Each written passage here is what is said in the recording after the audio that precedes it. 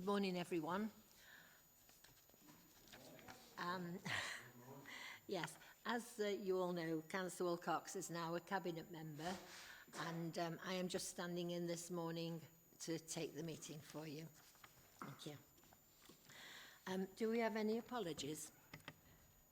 Thank you, Chair. We do have apologies from Councillors Thompson, Perry and Francis, and also Cabinet members Ian Parry and Philip White. Thank you. Declarations of interest from anyone here? No declarations. So we got the minutes of the meeting held on the 18th of December 2023. Has anyone got any queries or questions they want to raise concerning the minutes? No, I think we could move on. So we go to the Local Joint Enterprise Partnership, and I'm going to ask Alan White, the leader of the council, please, to introduce the agenda item. Thank you very much indeed, Madam Chairman, and good morning, everybody. You're being asked this morning to consider and comment on the approach to form a joint enterprise delivery committee with Stoke-on-Trent City Council. Consider and comment on the draft terms of reference which you've got in your pack. As far as the reserves are concerned, those will be formally transferred to the County Council as the accountable body, and it's recommended that those funds are ring-fenced for the Growth Hub, Careers Hub, Local Visitor Economy Partnership and key economic programmes for the area. Decisions referred to in recommendation C will be considered by the Prosperous Committee and through a six-monthly economic strategy delivery update. The establishment of a joint committee is something we've been working towards as a result of government direction. The recommended terms of reference for the establishment and operation are appended, and they are drafted in sort of the legal form that you'll be familiar with when you've looked at various constitutions of various councils. For the last decade, the LEP has acted as an important organisational means of bringing together businesses and local leaders to drive economic growth across the area. It's also been responsible for the management and delivery of several major funding streams from government, but we received government's guidance in early 2022 that their LEP's responsibilities would be transferred to upper-tier local authorities. Subsequently, the Chancellor stated that he was minded to end national funding for LEPs from the 1st of April 2024. This was confirmed, had been confirmed sometime previously. The LEP had already agreed in principle to close the company, and in the absence of governance for making decisions related to the LEP responsibilities, it's to be integrated with the local authorities, and that had been considered. Based upon the methodology we've already used from working with Stoke-on-Trent City Council across shared services of archives and coroners, the methodology we've set out here is what is going to be used. Those draft terms of reference require Cabinet need to agree those, but we want to run it past scrutiny first. And it's the intention for 2 members of each council to be appointed to the joint committee, with 1 member of each council needing to be present for any decision to be quorate. Madam Chairman, that's in broad terms what we're setting out to achieve. The actual terms of reference themselves are set out from page 11 onwards, and I would request the committee's comments, if there are any, as to the appropriateness of those terms of reference moving forward. Thank you. Anything to the report, to what the leaders said? Not from my point of view, thank you, Chair. Probably worth just introducing myself so that you're aware of who I am. So I'm Matt Shufflebotham. I'm Senior Economic Development Officer and work in our Business and Enterprise team. And so I'm supporting quite a lot of the work in terms of the closure of the LEP and the transfer of those responsibilities over to the upper tier, to us. So yeah, just any technical questions I need to answer really, but nothing to add, no. Comments or questions from the floor? No questions? Councillor Pert. Oh, Councillor Pert, sorry, I didn't see. Good morning, Chair. And I was going to let everyone else start off because normally it's me who ends up leading from the front. I think this, in principle, is a good thing because it removes one of the layers of decision-making locally. And I think the other benefit is that it ensures a joined-up strategy. So I think, in principle, this is something that's to be welcomed. However, the bit which concerns me probably is the legacy projects, because it's fine reporting the returns to central government for the legacy programmes, but actually there's some really key important outcomes that should help Staffordshire to maintain its growth. I would hope that we were doing more than just reporting the returns for government, and actually what we were going to do was to ensure that actually the budgeted business cases were achieved in all cases. And if that meant we had to go and support those organisations to do it, because it is to our benefit and it's to our Staffordshire's residents' benefit as well by doing so. So it felt a bit passive in the report. You know, sometimes when it's not our money, you know, there is less emphasis in trying to make sure that we maximise the return. I know that wouldn't be the case here, but the wording in the report felt very passive.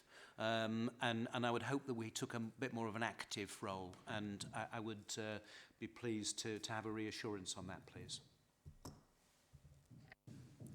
That's a very good question. The report sets out the mechanism for the administration of those funds and how we work together in the future, post-LEP. But the most important point that Councillor Pert has raised is that the projects that have been brought forward over the past 14 years have seen Staffordshire, which was part of the worst performing regions in England, go from a laggard to somewhere where we should all rightly be proud with the projects that have been put in place. To allow those projects to passively chug along, for want of a better phrase, post-LEP, would be the wrong thing to do. What we should be doing is ensuring that both the joint endeavour of Staffordshire and Stoke-on-Trent is one that continues to enhance the growth capabilities of this area. And that then falls into a different remit which Prosperous will be looking at in due course, which is the economic development strategy, the local visitor economy plan, and other projects that we have in the pipeline. This setup that we're proposing, or this new committee that we're proposing, the Joint Delivery Committee Agreement, will be the body that oversees that and oversees the diligent monitoring and reporting of those projects. The drive for continuing to make these make Staffordshire and Stoke-on-Trent a growing place will come from economic development within Staffordshire County Council and the local and Stoke-on-Trent City Council. Stoke-on-Trent City Council can clearly speak for themselves at this point, and I shouldn't comment on their views of economic growth. It's not my place to do so. What else was there I was going to say? Yeah, just wanted to mention projects that are in the pipeline now, which are clearly very interesting to the north of Staffordshire and indeed will have consequences for the rest of Staffordshire, like the A50, A500 corridor project. There's a promotion of that in Westminster on Wednesday lunchtime, making sure that members of government and members of Parliament understand our ambitions around growth there. We've got the West Midlands interchange and the opportunities there. And we've also got what happens to post-HS2 and making sure that conversations that are taking place have us in the room, so we any thoughts or proposals for the future of HS2 aren't detrimental. It was clear that the Secretary of State, in his direction to bring this management of these funds into upper tier local authorities, was that he wanted to make sure that there was democratic oversight of the funding. I think that's the right thing. I always think it's the right thing to have democratic oversight of funding like that, so that it makes sure it chimes with the priorities of those people who are elected to represent people, rather than those people who might be sitting around the LEP table motivated by the interests of their business and not necessarily the wider interests of the people of Staffordshire. There was an assumption that the interests of business would always align with the interests of the people within the area that were being served. That's not always the case. There are broader considerations, and we, as the elected and accountable body, are in the right place to make those judgments. Thank you, Mr. Chairman. Got anything they'd like to say? Yes. Councillor Peters. Thank you, Madam Chair. I've just been looking through the document and trying to see if there's any reference to any risks that come forward with this package. Are we aware of any significant risks, major risks? Have they been scaled? What is your view of the risks associated with this activity? If I phrase it in a way that perhaps is a little lightweight but might convey what we're trying to achieve here, this is a housekeeping exercise, which is that the functions and responsibilities of the LEP will move from where they are now to this joint committee. The projects that need to be monitored will come with it, and those risks will then be scored by this joint committee. I'll turn to Mr. Sheffield-Botham just to find out if he's identified any particular risks that might be front and centre when the projects move across, that the joint committee might have to grapple with. But as it stands, this report in isolation is a housekeeping exercise. Yeah, no particular risks at this stage, I don't think. I think that, again, what we're looking to do here is it's additional activity for us. So this is over and above what the County Council has done previously. It's obviously it's functions that are coming over from the LEP. Yeah, any individual risks that are with regards to individual projects, they'll clearly be dealt with on an individual project basis. And so we would consider it like we would any other project, I think. So as it stands at the moment, absolutely not. I think that in terms of some of the things that are coming over, so just to touch on some of the issues that we perhaps have been dealing with. So the LEP has been in this situation of flux for quite some time. It's probably been over a year at least. Over that period, they've lost quite a lot of staff, a lot of capacity, a lot of capability. And so the risk at this point has essentially been ensuring that the programmes that are coming over are in a place that we can then really kick on with them come April. And so that's what we've been dealing with. And you know, over the last few months, there's been a huge amount of work that's been going into that. And I think that we've dealt with it, and we do feel like we're in a good place with these projects that are coming over now. And I think that's where we're at.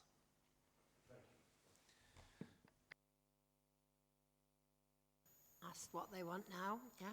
So on page 7, you'll see the recommendations. I presume you've all had a chance to read them. Am I okay to take your thoughts on the recommendations if you'd like to vote for them, please? Is that a yes from everyone? Thank you. That's very good.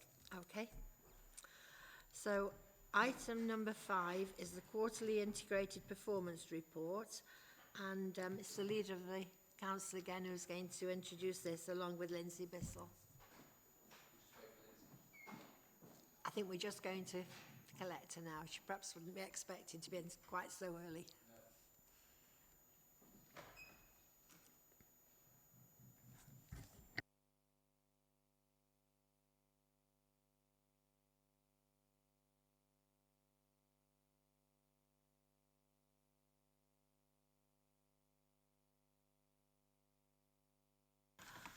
Over to you, Leader.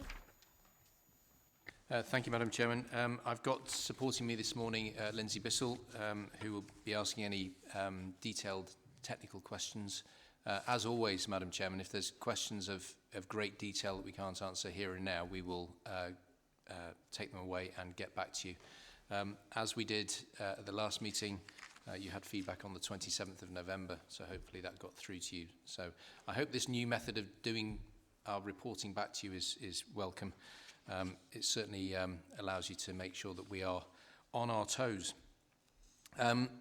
This is the Integrated Performance Report for Quarter 3, 23-24. We're asking you to note the challenge, note and challenge performance, and advise of any further information and or action required. We continue to support local businesses to start up and grow, and our brand, which is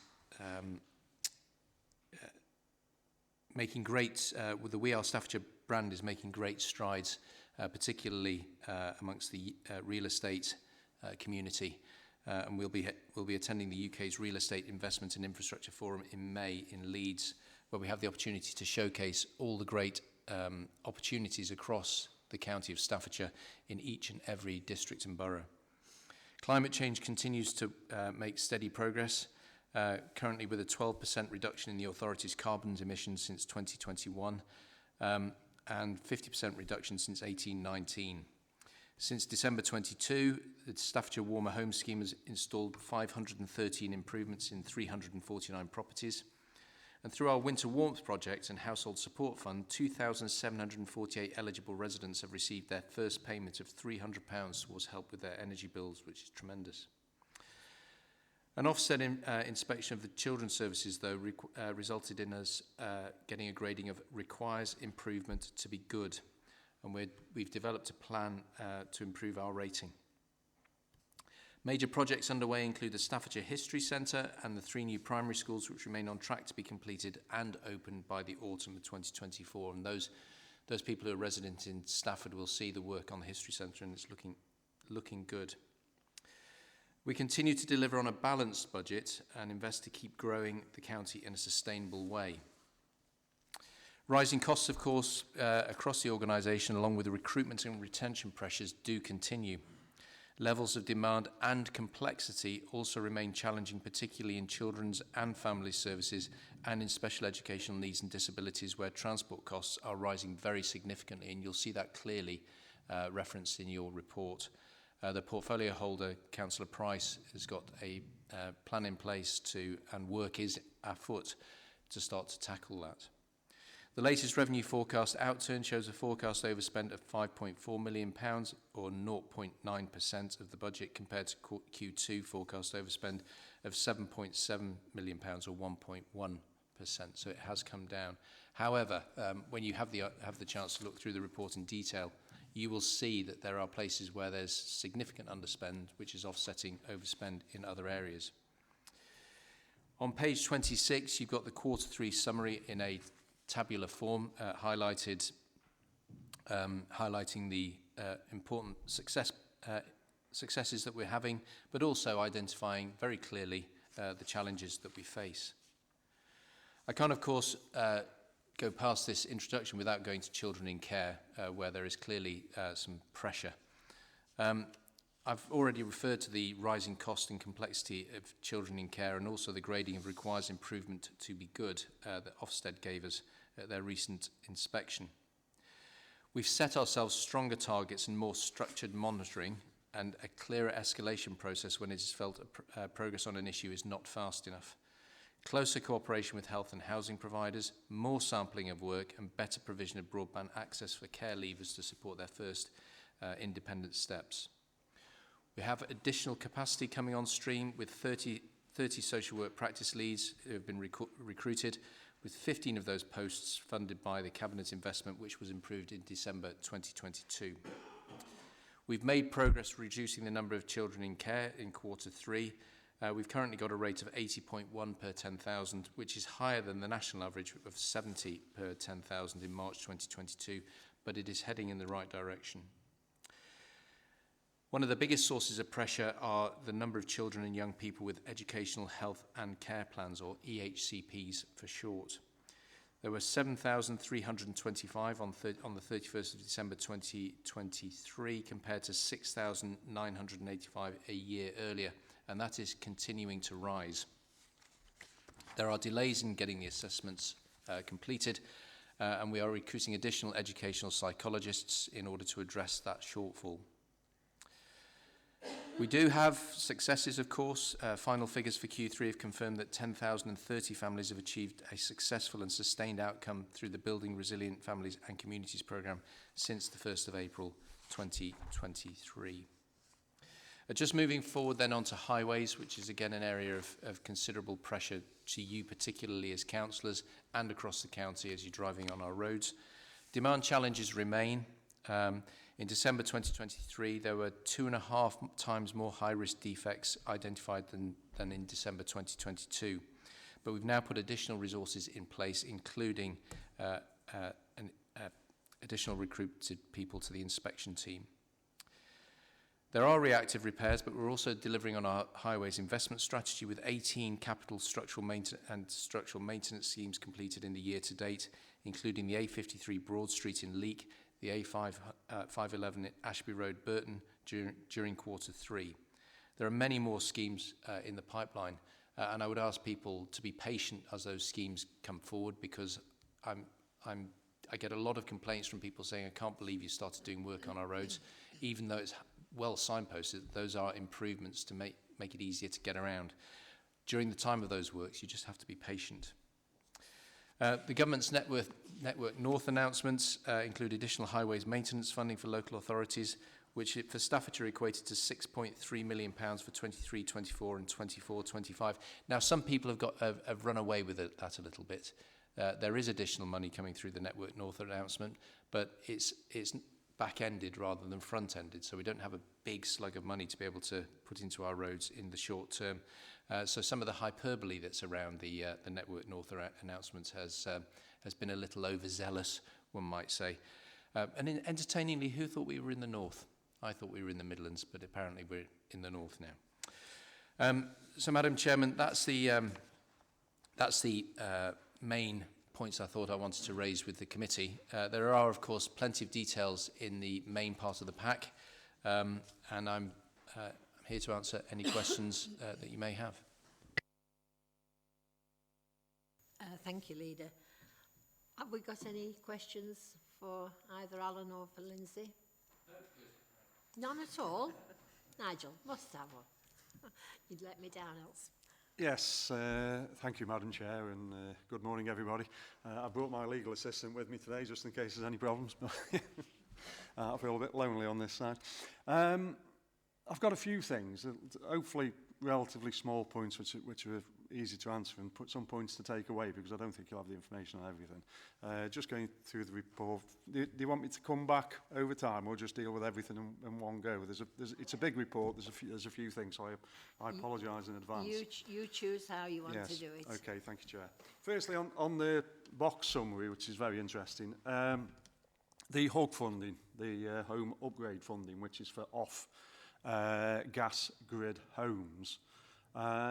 This was most welcome in the Staffordshire Moorlands, being high and cold and not universally with gas. I was quite shocked that there are areas which are excluded by postcode, which are absolutely desperate to change over to some kind of alternative heating system than fuel oil, which they are committed to at the moment. And I'm thinking, it must affect other divisions in the Staffordshire Moorlands. Well, I'm specifically looking at Biddulph and Biddulph Park, which are both in my division, but I'm sure the same applies in other parts of Staffordshire. I'm surprised there are those postcode exceptions, because if you're off gas grid, then surely you would benefit, and the climate would benefit from upgrading to alternative sources and funding. So when I was promoting that, I did come back with a little bit of egg on my face, not realising that was going to be the limitation. So I think that if there is scope for looking at that and broadening it out, I'm sure we can get much higher than the 513 measures, because I certainly know semi-rural communities who are itching to bolt into some kind of grant assistance to change over.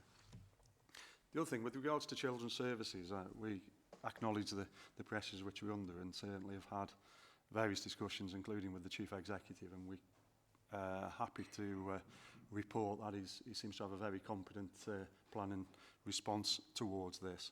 But one of the things which concerns me, which is missing, and one thing which has been reduced during the years of austerity, is early years intervention. And I know that we've got a few serious antisocial issues which are related to a small number of known individuals, and I know that one of the solutions is to take them into care. Another solution is to try and work with with the parents so that you don't do that. I mean, the taking children to care is the position of last resort. So I'm just wondering if there are any initiatives and any potential support coming forward within the plans to try and resolve the numbers of children to care and improve the service, that we can actually have early intervention within parents where they're identified, and more resource putting into that, because that's got to be a medium long term more cost effective approach, and also a better outcome for the children themselves. Don't want to moving over to highways. We have noticed that this winter has been absolutely appalling from a point of view of the amount of rain, the amount of weather, and the drains and the gullies just haven't coped. The fields are saturated, some of our roads are running into rivers, and the amount of Category 3 reported potholes, which over the last number of weeks have gone on to Category 1s and emergency potholes, but yet haven't had that re-inspection to upgrade them, and we've been caught out by complaints of cars being damaged and things like that. And when you go to them, yes, they recognise as Category 3s, but they're no longer Category 3s. So yes, we welcome and would encourage at first order to get more inspection capacity out there, so we can actually not just look for new potholes, but make sure we reassess some of the existing potholes which we've got, which I can assure you are getting worse, literally, as we speak. And moving on from that, accepting that not wanting to accept, but knowing that the dividend from HS2, the pothole repair funds and road improvement funds, is very back-end loaded. I think last year's member initiative funding made a real impact in resolving some of the longer-term, more niggly Category 3 potholes. And it was certainly a significant improvement on some roads up until November, when things did go a little bit pear-shaped, to say the least. And I'm just wondering whether we're going to have that kind of initiative again, where we can actually request certain roads, certain junctions to actually be repaired over and above the normal sort of routine maintenance of things. Moving on to the final thing, you've got some buildings and land coming up for sale, page 35. Be interesting if you distribute a list to councillors, certainly within their districts and boroughs, because there's a lot of push to potentially having community interest buildings and things, because we can put community assets, so whether we can get involved in that, I don't know. Little bit concerned and noted that the annual business startups was dipping in 2022. I think the boon post-COVID recovery of people knowing and having good ideas is very positive, but that obviously tails off. We have entered a recession in a difficult time, and I'd like to see that trend sort of booked and not continue.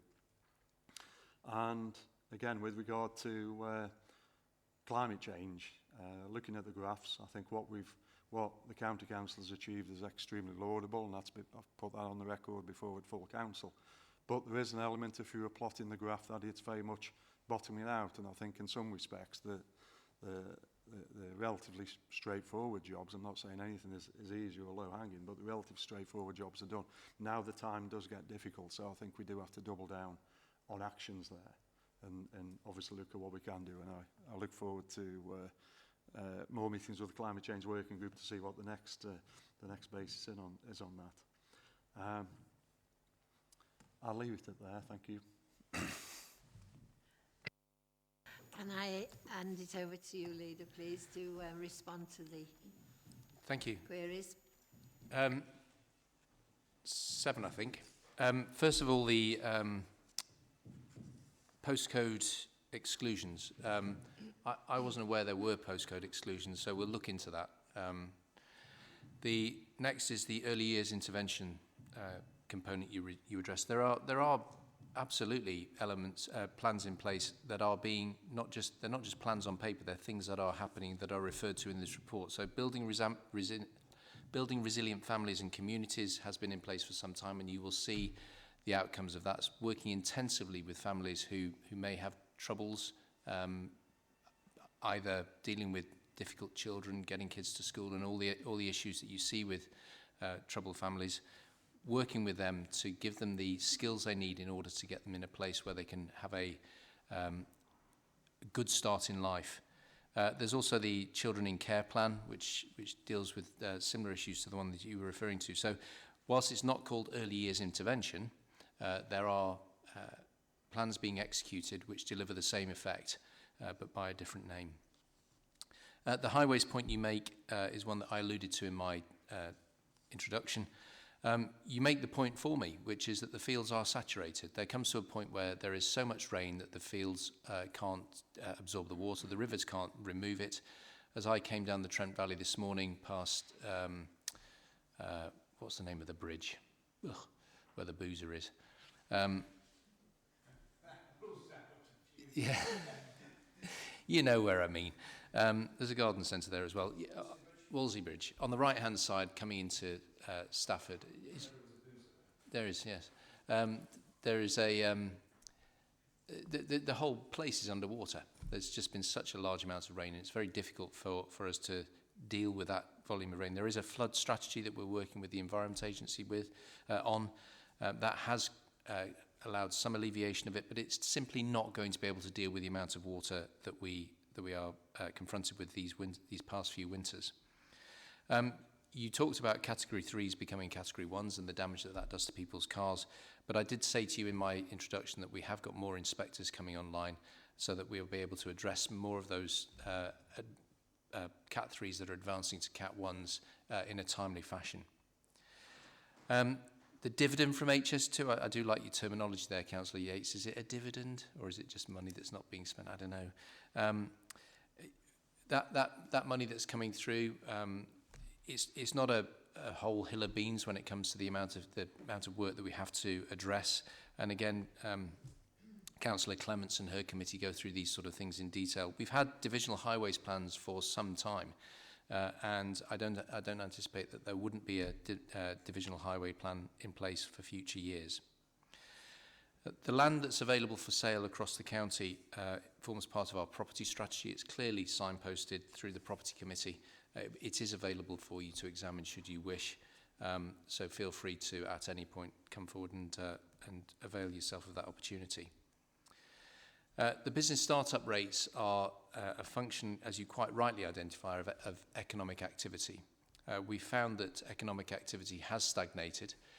In particular, listening to the news this morning, the nature of the increase in prices and slowdown appears to be coming from the service sector rather than the manufacturing sector at the moment. So whether or not there's something related to that, it's a bit early for me to have done any analysis on that with the team. But whether or not what we've found in terms of the business that starts up in Staffordshire are predominantly service businesses or not, I don't know. Maybe that's the reason why. But there is a monthly economic survey that comes out, or report that comes out, that you can have access to. And then your final point was around climate change and the progress. Yeah, it has been steady progress. And yes, you're quite right to say that some of these continuing climate change challenges will become more difficult as time moves on. But my feeling is that people welcome incremental progress towards an objective rather than trying to make massive strides. And council leaders I've spoke to around the country about this issue, who found themselves in a situation where well-meaning members have said, we want net zero by 2025, for example. That comes with a gigantic price tag. And I think that if we set ourselves a reasonable target for net zero over a reasonable time scale, we can achieve that in a way that is affordable. Because those ones that are trying to make the gigantic steps, first of all, people live their lives and make changes in their lives by evolution rather than revolution. And if you try and create a revolution around this, then people tend to kick back in a way which then stops you achieving the objective that you're trying to achieve. You've been on the climate change working group yourself. I've seen pictures of you in a forest somewhere, obviously with other members of the committee not doing untoward things, but so you know what's going on with the climate change working group as well as everybody else. So everybody else involved with it. So I look forward to hearing what you've got to offer as far as the climate change working group is concerned, Councillor Yates.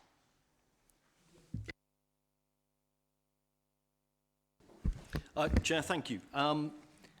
With regard to the report in particular, I think by way of an example, paragraph 16 and 17, which naturally relate to safeguarding of children and young people.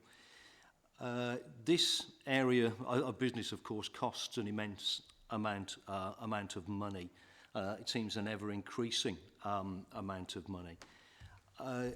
A couple of things really is that I know that I and my safeguarding committee, we recently received the report from the Independent Safeguarding Review, which to say that it wasn't particularly complimentary would be an understatement.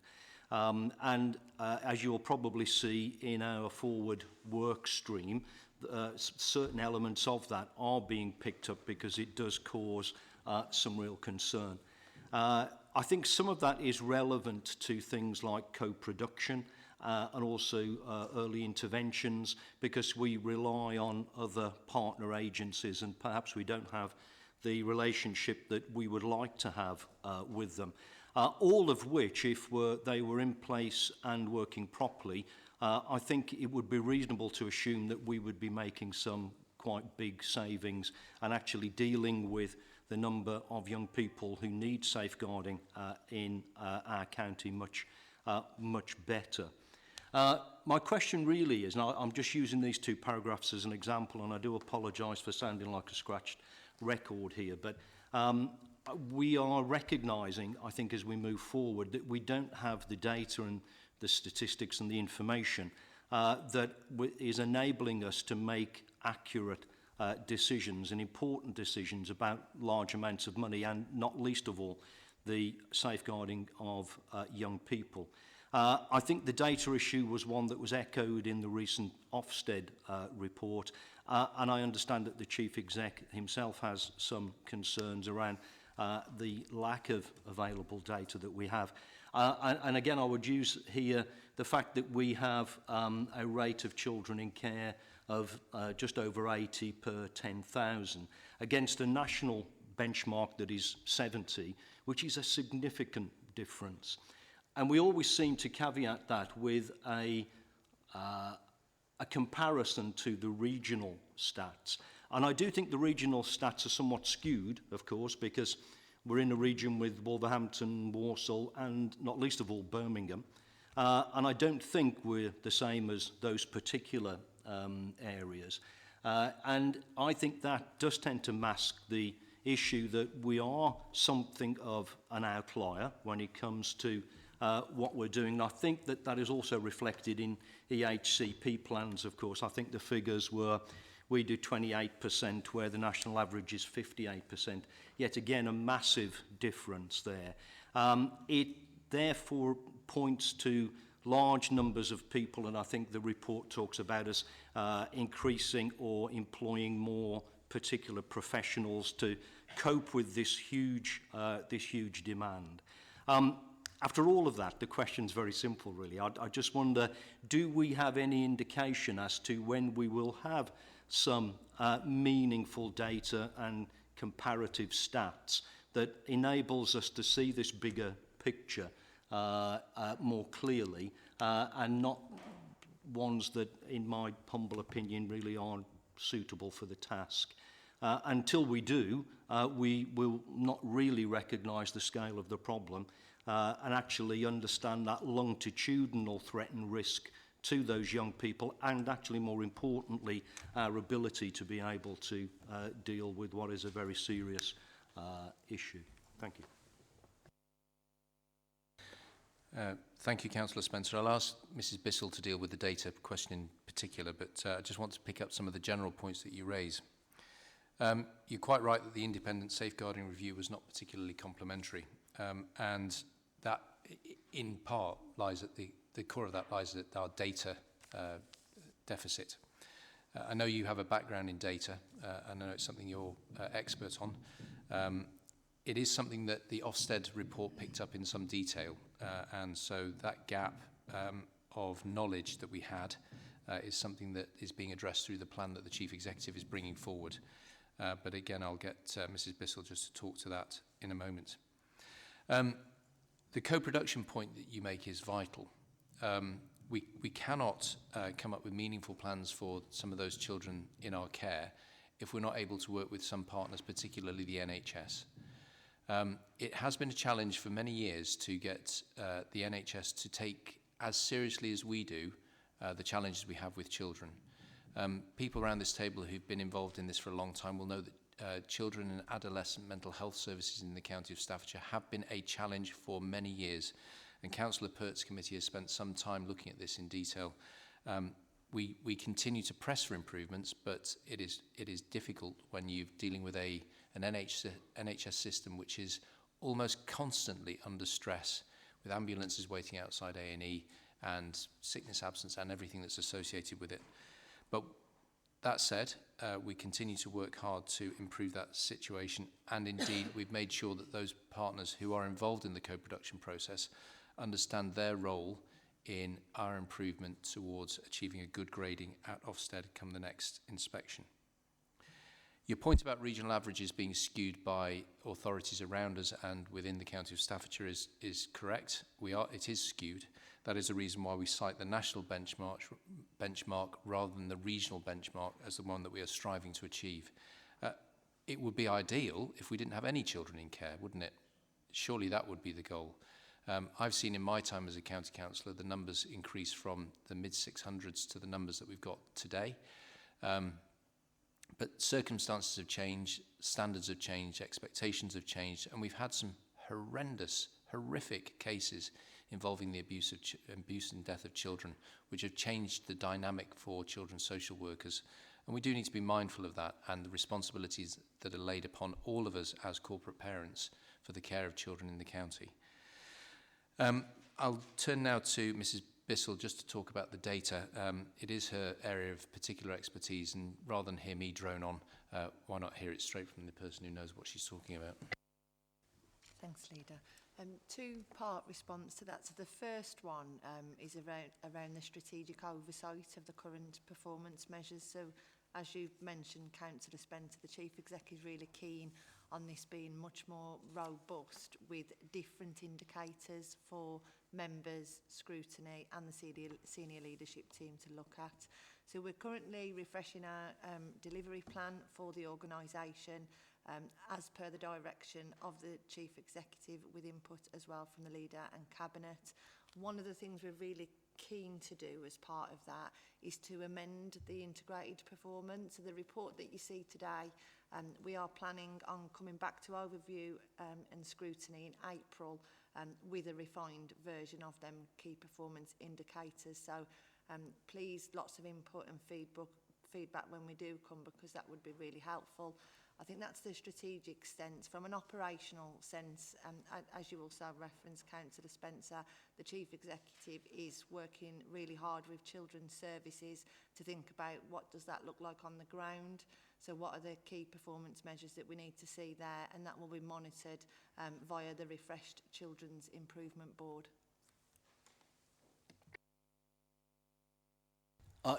Thank you for that. It's really reassuring. Thank you. Thank you. Councillor Pert, did you want to speak? Thank you, Chair. Yes, if I may.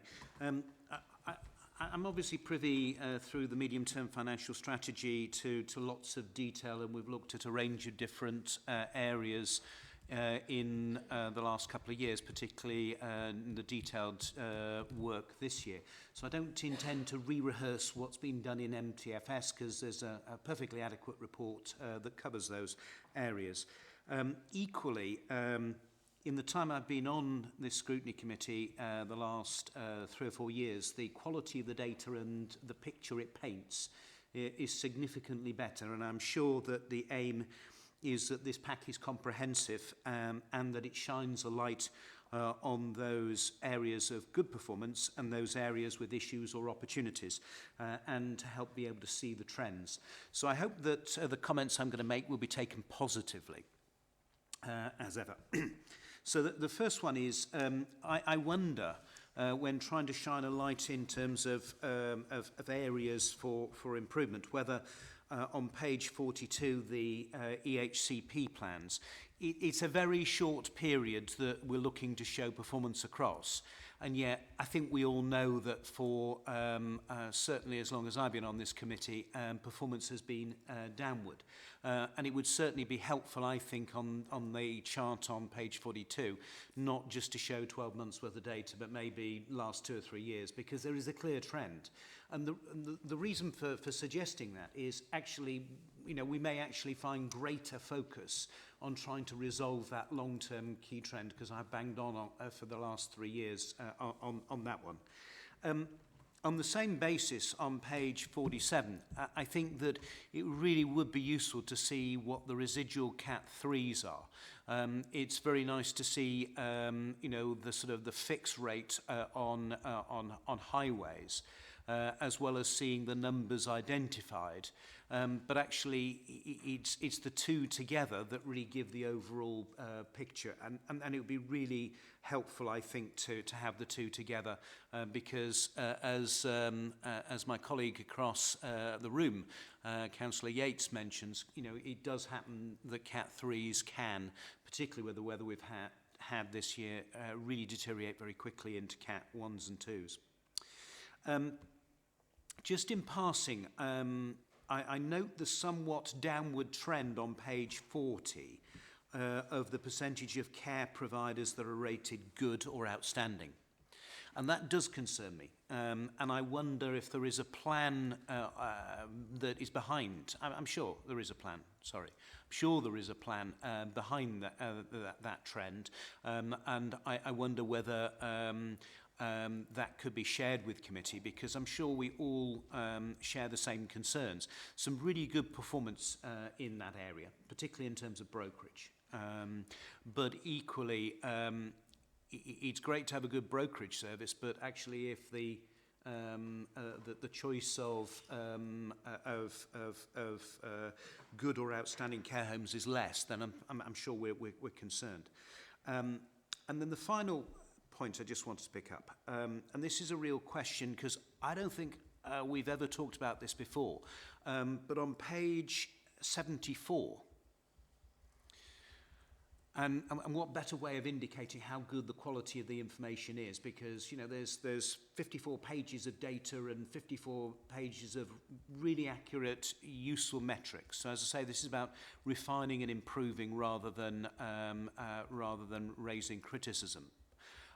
But I wonder whether some data could be, or some detail could be given to us about the LOBO borrowings, because often lender obligations and borrower obligations are associated with higher lending rates.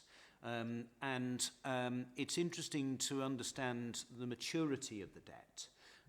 But I'd be equally interested to understand, and I know this is a very detailed question, but, you know, this is something that's over 50 years. So you know, I would be interested in understanding what the borrowing rates are. And if that needs to be sort of a separate response, then all well and good. Thank you, Chair. Are you going to take those, Alan? Thank you for your comments, particularly your preamble about quality of data and the improvement of the quality of data. That's a welcome comment. There was an article in the Sunday Times yesterday about Birmingham City Council. And one of the key themes that you can draw out from that article, it was a lengthy article, was that the failure of transparency was in the view of the reporters, was the cause of Birmingham City Council's demise financially. Councillors weren't made aware of pressures and risks within the finances, and therefore they set a budget, even though some members of the council knew full well a couple of days earlier that they couldn't set a budget because they didn't have the money to do so. What we try to achieve here in Staffordshire is to make sure that we are consistently transparent, and we're available to answer questions, and that nothing comes as a surprise to councillors. There are things that come up from time to time which we have to address, but we address those in a transparent way, which allows us all to make judgments as to whether or not that's the right way to proceed. Your first point about EHCPs and the trend line, we can do that, of course. we can show you the previous data from previous years and include it as part of the graph that you are presented with. It would be worth, if we were to do so, putting in perhaps a commentary which allows you to understand why EHCPs have taken off in the way that they have, because it's not something that is encouraged by the local authority. It is something that is encouraged by external forces, including academy trusts and schools, and also some parents who are made aware of opportunities available to them by getting their child to have an EHCP. So that there are mitigations in place. And I think actually it would be quite useful to see that in the way that you've suggested. Your residual Category 3 pothole point, I think I addressed with Councillor Yates. We are getting additional inspectors in place, and hopefully that will address those Category 3s that are advancing at rapid rate towards Category 1s and worse. The reduction in rates of those care homes that are good or outstanding is something that, whilst at the moment is only marginal, is something you're quite right that we should be working on. I don't know what the plans are at the moment to work with those care homes, but if I may suggest, Madam Chairman, that it is in the remit of Councillor Pert's committee to be looking at care home quality and how we help those care homes maintain the standards that we'd hope they would have. Wouldn't we all want to make sure that a care home or a nursing home in Staffordshire is of an adequate standard? Because you never know, it might be your relative, or it might even be you that finds yourself in one of those care homes or nursing homes. So we do want to make sure that they are good quality. And then finally, Treasury Management reports. Every 6 months, Cabinet takes a report on Treasury Management. It is a detailed and long report. This was, as you will recall, because you've been around for a while, Councillor Pert, I'm not suggesting you're old or anything, but you'll recall the Icelandic banking scandal. Some local authorities found themselves in a very difficult position. And so every 6 months we receive a report at Cabinet which ensures not the return on our money, but the return of our money and everything that's associated with that, particularly LOBO and PWLB maturity. It would be for others to talk to you in detail about those maturity rates and LOBO. It is something that I don't have a particular skill set for, but the actuaries that we employ and also some of our treasury management experts can talk a language that very few of us understand, but it can be translated into English should you require. Madam Chairman. Roger, to come back, yes, certainly. Thank you. Welcome those comments. And obviously, I'll do as you suggest and pull the latest Treasury Management report and have a read of that, because I think that does make sense. We will take forward to committee about care homes and have that discussion with committee. It's them who decide ultimately what's on the committee's agenda, but I think that does make sense as well. I wonder two things. First of all, whether the Cat 3s could be added to that, the outstanding Cat 3s could be added to that chart, the second chart on highways, please, given the importance that is taken during today's discussion. And second of all, given our reliance on making sure that some of the key teams are properly staffed, and I noticed that one of the comments on the first page talks about, page 26, talks about all the key senior people have been recruited. All additional senior key workers are now in post. I wonder, given our reliance on the importance of having a variety of people in post, whether actually one of the charts that is missing is just a cross-cutting picture of where we are missing or where there are significant gaps in teams. Because if we had that, then we would get a view as to when it was going to be resolved, and we'd be fully up to complement. Thank you, Chair. Just on the latter point, that will be in the refreshed reporting, because some of the gaps that we have do create pressures within departments, because sometimes we have a gap that we can't recruit into other than through temporary staff. We've just renewed the temporary staffing framework to allow us to bring in temps and agency workers.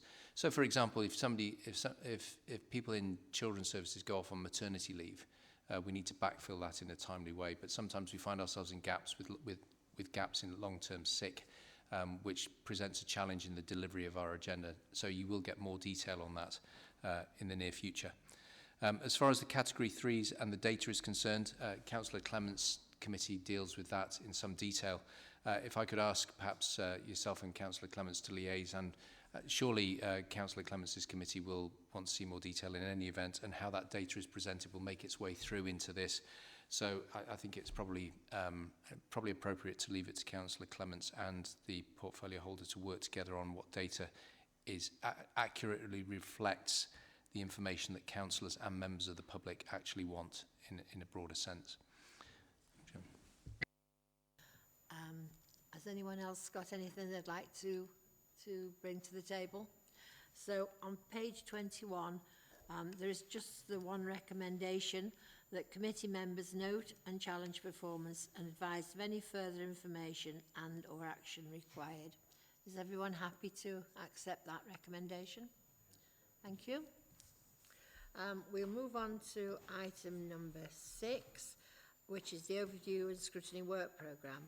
And I'd like to introduce Deborah Breeden, please, to take you through the paper. Thank you. Thank you, Chair. The report has been circulated with the agenda and presents an update on the Scrutiny work programmes for this year. Scrutiny committees have been busy since the last update at this committee. There have been 19 meetings, which considered 43 reports covering a wide range of topics. Paragraph 9 of the report lists committee activity. At meetings, members from across the county raise awareness of issues, bring challenges and different perspectives and experiences to the debates and questioning. And the items in the report list those items discussed. Paragraph 10 of the report highlights the working group activities. Working groups throw a spotlight on an issue. They are established by committees when an item is identified for in-depth consideration. Members use a variety of methods when conducting a working group and have invited a range of witnesses to help them conduct their work. Just a quick summary of where we are with our working groups is that the MTFS working group and the Carbon Sequestration and Woodland Development working groups have both presented reports, final reports to Cabinet, and their reports will receive an executive response to this committee in April. The Adult Social Care Working Group, established by Health and Care Committee, will report back to that committee in March. That has met on several occasions and has prepared a final report. The Women's Health Strategy Working Group recently met and has agreed its focus on endometriosis, taking into account the Women's Health Strategy for UK and also Staffordshire focus. And that will report an update report to the Health and Care Committee in March. The Civil Parking Enforcement Working Group is also in the process of drafting its final report and will report back to Prosperous either in March or in June. Appendix to the reports are also the remainder of the combined work programme items for this municipal year. Committees have just one meeting left in the year's programme and are already in the process of preparing next year's work programmes, taking forward any items that are still a priority but need to be planned into the work programme for 24-25. And Appendix 2 is the actions and recommendations log. Actions and recommendations are tracked to monitor outputs from committees and where scrutiny is making a difference on the matters that impact the Council and the Staffordshire residents and businesses. This report demonstrates the value of scrutiny and the work that every one of our committee members has put into scrutiny for this year so far, and it's here today for your consideration. So if I can pass back to the Chair now to invite any comments or questions. Thank you for that. I have here the Chairman of the committees, Councillor Pert, Health, Councillor Clements, Prosperous, and Councillor Spencer on safeguarding. Have any of you or all of you anything you'd like to add to the report that Deborah's given us, please? Councillor Clements. You'll have to forgive me as well because I've lost my voice virtually. Just to say that I think we asked for the tracking actions and outputs to be put onto this report, and I think it helps us all see where we are and where we're going to, and some of the outcomes that we've achieved. So for me, that's a really helpful diagram, whatever you want to call it, so we can all track exactly where we are and know that we're not covering the ground twice with two separate committees. And I think that was a sensible outcome, because some of the reports we do cross over to different committees. So I was invited to Bob's committee as well, just to listen in, just in case there was anything to pick up for Prosperous. So I think it's great that we've got those tracking actions in place, so we can all see where we are. Thank you. Councillor Spencer.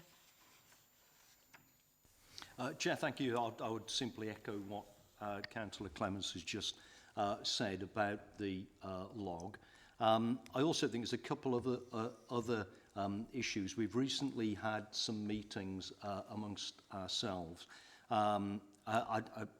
Really about two issues. One is about where certain reports should go. I think because there was a feeling that some reports members couldn't quite understand why they were seeing them, and perhaps more importantly, those reports take up valuable time when we could be looking at other more relevant issues. And I welcome the fact that that has now been addressed and moving forward. The other thing, and again just in echo of what Councillor Clements just said, is part of, certainly from my committee, there was certainly a feeling sometimes that the members want to feel that they're making a difference. They want to feel that the points that they're making are being taken seriously, and have some form of audit trail to show that someone is taking them seriously. Bear in mind, we are a committee that makes recommendations or agrees to recommendations, and I think it is important that there is some sort of feedback around just what those recommendations or the seriousness that they've been taken with. So I would just say thank you to the team for all the work that's been put in to make this process more meaningful and also more informative for all of the members involved. Councillor Pert. Thank you, Chair. I certainly would echo the comments of the two previous learned councillors in terms of this report. I would also echo the comments of Deb Breeden in terms of this provides a comprehensive summary of activity over the last 12 months. We within committee use a risk-based analysis to be able to prioritise what we want to see in front of committee, and I think that's really important, because when you're looking at something as broad as health and care, we could spend a lot of time on every individual area, in which case we'll be meeting on a daily basis and not actually taking the strategic decisions that our residents across Staffordshire want. And so that introduction of a risk-based analysis, I think, is really important. I would like to thank the officers because there is a significant amount of work that goes on behind the scenes in getting to the showcase, which is the committee themselves. And without all that work and commitment, certainly we would be significantly less effective.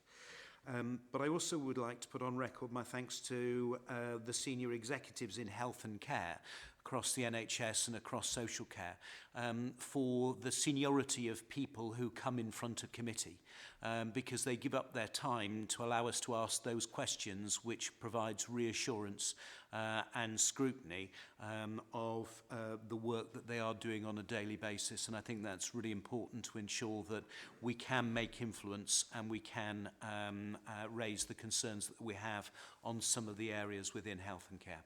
Thank you. I think you've, yes, certainly. Sorry, Chair, I forgot to mention Jonathan Lindop is the Scrutiny Officer for Prosperous, and he's retiring from the authority after 36 years. He's very young to retire, but he is. And I just wanted to here and now place on record that we've worked really well, myself and my vice chairs and the members of the committee with Jonathan over that, not over 36 years obviously, but over the time that I've been chairman, and we wish him a very happy retirement and anything going forwards. Sure we all agree with you and wish him the best too, because that's a long length of time, isn't it? Yes, it really is.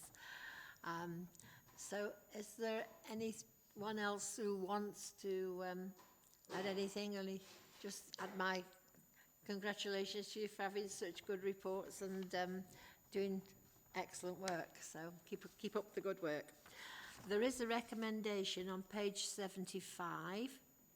I'd like to recommend that the committee receive the work programme in 2023-24 update, agree the combined work programme Appendix 1, and note the tracking recommendations and outputs Appendix 2. Is everyone happy to accept those? That's unanimous, so very good. Thank you. That brings us up to item number 7. And I'm going to introduce Mandy here to do the work programme, please. Thank you, Chair. There are just 2 items that I'd like to raise or just to remind you of on the work programme. Your next meeting's on the 8th of March, and it's a meeting that's reserved for any call-ins, but it will be followed by an informal meeting of the committee to look at the corporate plan, delivery plan and the community strategy. If there aren't any call-ins, then the meeting will start at 10 o'clock, just as an informal meeting for members only. The second thing is that at your meeting on the 6th of November, you asked the chairman, the then chair, Councillor Wilcox, to have a meeting to discuss performance indicators for Intrust. Now, that meeting took place on the 24th of January, and a set of the notes and the results of that meeting is attached to your work programme for information. Thank you, Mandy. Everything straightforward? Nigel, yes. Yes, thank you. Just a technical question, really. Unfortunately or fortunately, whichever way I sort of put it, I'm actually going away, or I'll be on holiday on the 8th, with it being call-in. So the informal part, I'm just questioning how informal the informal part is. Is it going to be minuted so that I can have a catch-up when I get back? There's going to be some kind of record, isn't there? Yeah. Well, have a lovely and can holiday. you post my apologies in advance, please? Thank you. Yes, have a lovely holiday, and Mandy, can you fill him in, please? Yes, the meeting will be minuted. I intend to attach the notes to those work programme meetings onto the work programme at your next meeting, so you will be able to catch up. Councillor Pert. I too need to submit my apologies, please. People who are away now. Will it be quorate? It's an informal meeting. It's an informal meeting. Fair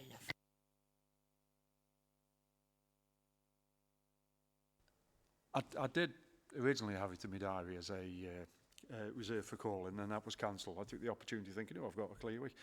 If the attendance is going to be knowingly poor, is there a chance of having the informal meeting bolted onto something where the attendance could be a little bit higher, or is it a pretty pertinent time-wise to have the informal meeting at relatively short order? Someone who knows. I think the issue has been getting the items considered before they go to Cabinet at the end of March, so that you've got some ability to or opportunity to feed into the documents before Cabinet. If it's held any later, it'll be won't be pre-decision. I should know this, shouldn't I? But I assume there are some documents already here with us, or we'll be having some shortly. For this informal meeting? Or is it that informal, there's no document? The documents aren't ready at the moment. They should be ready about 48 hours before the meeting, so something will be able to be emailed out to you, so you've got some chance of reading it before the meeting. No, the point I was going to make is if there are documents and people can't make it, if they wanted to give me any feedback, then I can bring that on the day, and I wouldn't try to represent everyone else, but at least I could echo whatever views people might want to express on the day. Okay. Sounds very, very kind of you. So, that's it then, isn't it? We've finished exclusion of the public. The public be excluded from the meeting, but there are no items in private business. So thank you all for your attendance, and safe journey home.